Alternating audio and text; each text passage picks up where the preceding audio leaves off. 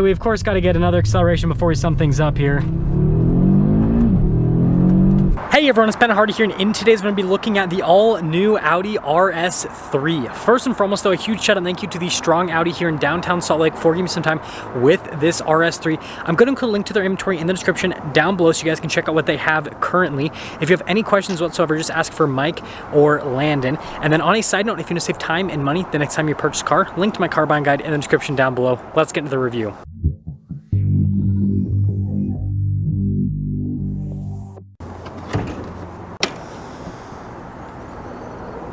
Under the hood, we have a turbocharged 2.5 liter inline 5-cylinder that goes through a 7-speed dual clutch automatic transmission.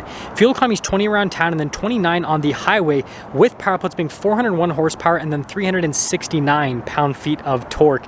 And this is so cool. I love the red on it, especially. It's just, yeah, it's just a special powertrain.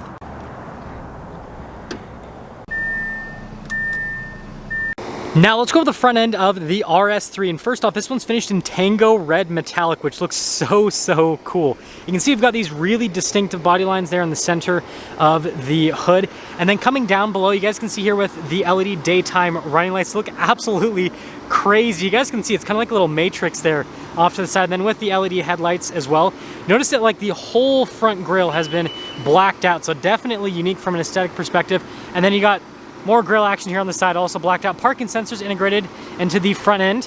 And yeah, overall, I've never really been a fan of the RS3 from a stylistic perspective until now. Like, this really works. Coming around the side here, our tire and wheel setup is 265/30/19 in the front and then 245/35/19 in the rear. So the front tires are actually slightly wider than the rear tires, which makes sense because a Quattro system kind of tends to send a little bit more power to the front rather than the rear. But you guys can see with the wheels, you've got like this matte coloration on them, which is really cool. I love the red RS brake caliper as well, and you guys can see the front rotors are actually very large for such a small car. Now this also does have RS Sport Tune suspension and dynamic chassis control as well. Fancy stuff. We'll see how it performs in the real world a little bit later. And then notice here with the fender, and then you got this little like vent piece there on the side, and then you can see the side skirt's all blacked out, so is the mirror. Now this still has some transport stuff on it basically, so if that's what those white things are, those are supposed to be black normally. But anyways, there's your full side view. So here's our key fob for the RS3. You guys can see it says RS there on the back. We have our lock function, the opening here for the trunk, and then our unlock, and then the Audi logo front and center. So press this a couple times and it'll just kind of like lightly pop it up. You have to lift it up the rest of the way yourself. And then you guys can see from a storage space perspective, again, you know, it's obviously built off of the A3 platform, so you know it's not massive, but it's pretty decent actually. And then popping that down, the fun stuff continues here with the rear end of this car, which actually, you know, looks like the most normal on this car because the front end's crazy aggressive, but the rear end, I mean, you do have this little blacked out spoiler here and then the blacked out badges, but like, most of it's pretty normal. Now, I love the taillights here. You got the sequential design, which is pretty fun. And then we have these massive exhaust tips. Like, those are crazy, similar to like the Audi R8. All blacked out here at the bottom with the parking sensors. And there's the rear. Now here's the door panel in the back. You guys can see here with this trim piece right there. Really cool. You have like a little ambient light strip inside of it, it looks like. And then I love the shape of the door handle. That is craziness. Got some Alcantara here, and then you guys can see the padding down below. And then here are these seats. So we do have some plastic wrapping on this still, but notice the design there in the center of the seat. Really cool. And we actually pop in. Ooh. Here's our legroom. So yeah, I mean, again, being built off of the A3, it is slightly cramped back here. But notice, we've got some vents down below, we got some USB ports, and of course, we have our cup holder armrest, which is like the most important feature in any car ever. Anyways, let's head to the front. Now here's our front door panel. You guys can see again with the trim piece here at the top, and then the crazy handle, and all of our Alcantara down below with our padding. All of our window controls here, and then you guys can see the mirror control in normal area. And yes, Audis do come with cardboard around the handles from the factory. That's to open up the trunk. Just a quick look at the mirror. And, well, you guys can see that seat's covered up. The other one isn't, so I'll show you guys the seat when we pop in. But you guys can see the bottom portion at least. We've got all of our power adjustments right there. And then the pedals actually look really cool. We have our light controls here in this area, and let's pop in.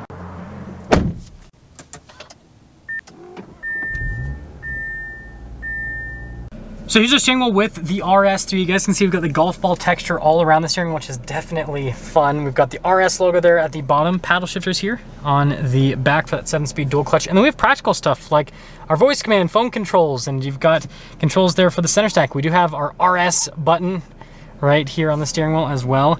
And so we have pretty normal steering wheel overall. Turn signal stock, we got our cruise control stock, windshield wiper stock, and there you go. So here is the center gauge cluster. You guys can see full digital gauge cluster, and we can actually change the whole like viewpoint of the gauge cluster. I love that animation there with that. Now, just like other Audis, you guys can see you can do like a full nav screen here in the center if you want. And again, it's just cool, like the transformation there. Now, you guys can see right here, this is in the individual setting from a drive mode perspective. Now, if I do change it to dynamic, those things get a little bit more aggressive, and then there is a comfort mode. But I just love how, like, with the RPMs, that's like just like right there in the center, and so it kind of like eggs you on to rev it up, which is, it's fun. Now here's the center infotainment screen. First off, if we pop it in reverse, we do have a backup camera with trajectory lines that do turn with the steering wheel. Resolution on the camera system is pretty solid. Now this doesn't have Audi's fun like turn camera system, if that makes sense. Anyways, as for the rest of the infotainment screen, this is Audi's just modern infotainment screen. So you've got a shortcut bar here on the side, and then you have the main screen right here, and response time's great. Notice here with the response time, like pressing buttons within the screen, pretty solid with that. And then of course we got to go to the drive mode select. So we basically have like 3 main modes. You've got your comfort, auto, and dynamic, and then we do have our RS individual modes. And so notice you have like your individual, which is supposed to be like your, I guess, daily driver RS mode, and then you have your performance mode as well, and you can actually adjust those modes exactly how it's set up within the mode itself, which I think that's pretty cool with all of the adjustment. And notice torque rear, that's awesome. Because you can actually send more to the rear, so you can make this just a little bit more exciting from a driving perspective. It seems like Volkswagen and Audi are kind of getting into like the drift scene a little bit. And then notice with the information here, G-forces, all that pretty fun stuff.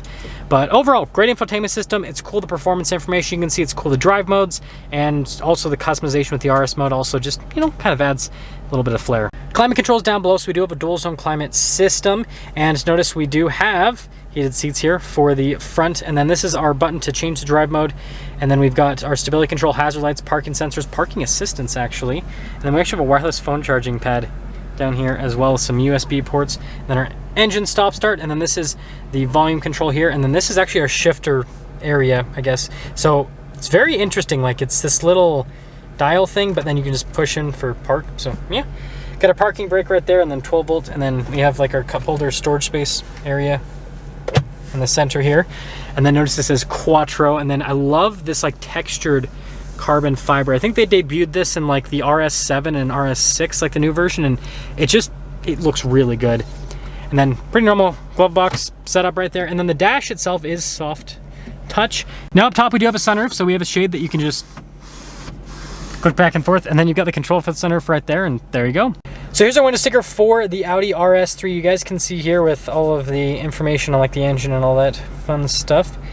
And then the rest of the standard equipment, quite a bit of standard. And then you still get the 4-year, 50,000 mile new vehicle warranty. I love how they have to like say whichever occurs first. But anyways, over here, which apparently I can't work this window sticker very well, you guys can see Tango Red Metallic, and then notice the base price $58,900, and then this has the RS technology package added to it, which makes it a little bit more daily drivable. Black optics, which is definitely worth it. After all options, total MSRP $65,640. Let's see how this thing drives.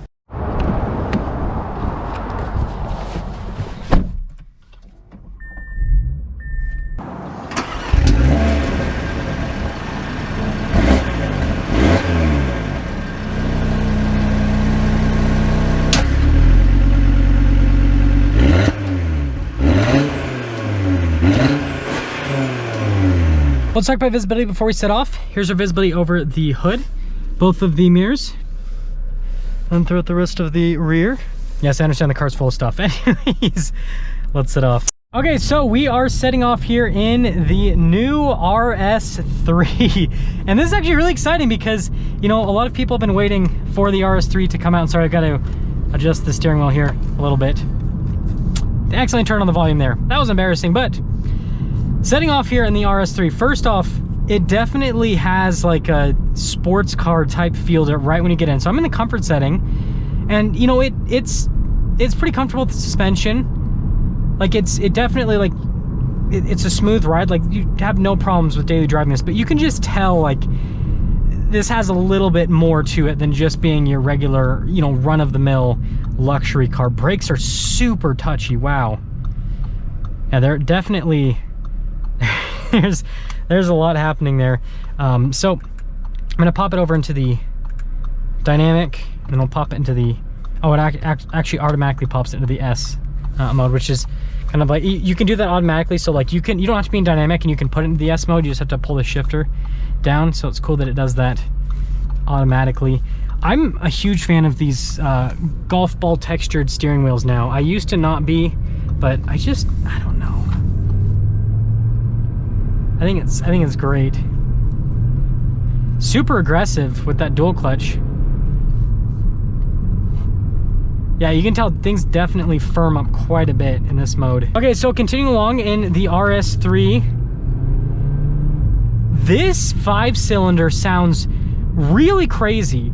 Like, it's such a unique sound. I would say that this 5-cylinder sounds better than a 4-cylinder, like hands down. Like there's like no comparison. But it also, I would say it sounds better than, you know, a 6-cylinder as well. I've heard some people say that this sounds like half of a V10, because it literally is half a V10, but it has some of the same kind of sounds that you get out of a V10. It's such a unique experience. You guys will kind of hear this a little bit more, but like especially in person,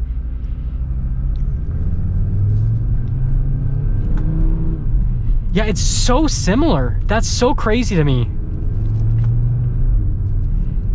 Now it's interesting with these shifts. I mean, pretty dang quick. It's weird, the upshifts seem to like want to take a second, but like look at the downshift. So press, instant, and then upshift, I'm on the throttle. It seems like it's taking a second to make things smooth. Now I'm wondering if I get on the throttle a little bit more, if it'll be a little bit more aggressive, but I'm just kind of noticing that with that part of it, at least, is it seems like they're kind of making it so that it smooths things out, I guess, if you're not like super hard on the throttle. Yeah, this steering wheel. Now, yeah, the suspension definitely, and again, we are in the dynamic setting. It's definitely more on the firm side of things, but even in this setting, this still would be fine to daily drive. Like I know this car does not compare to this whatsoever, but I have the Hyundai Kona N this week as my tester, and that thing is so harsh with the suspension. Like this feels like a Rolls Royce compared to the Hyundai Kona N, and so it just kind of shows you the difference between, you know, different automakers with their suspension setup. Yeah, those downshifts. And I will say also, I know this isn't compared to the Hyundai Kona N, but I just want to make some comparisons because that has a dual clutch as well. This dual clutch feels less dual clutchy. Like it's smoother at low speeds. It's not like nearly as jerky as what that Hyundai Kona has. So we're gonna get into it a little bit here.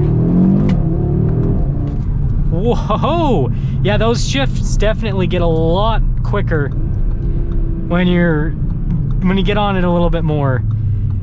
Yeah, this sound. I think that the sound of this really makes the RS3, because it really does almost sound like a V10, but it's not. Like it's very hard to explain. Okay, we of course got to get another acceleration before we sum things up here.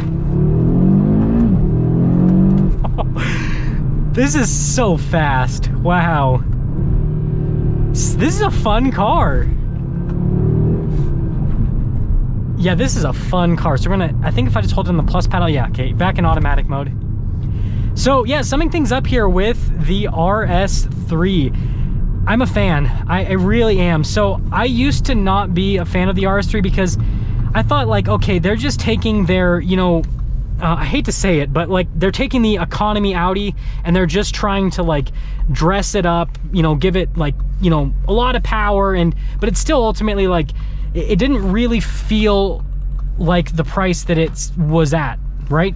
But this, with this new interior setup, especially the textured carbon fiber, but no, seriously, but this new interior setup with the exterior styling, with the driving dynamics that this new one has, I would be willing to spend the $65,000 that this costs from the factory.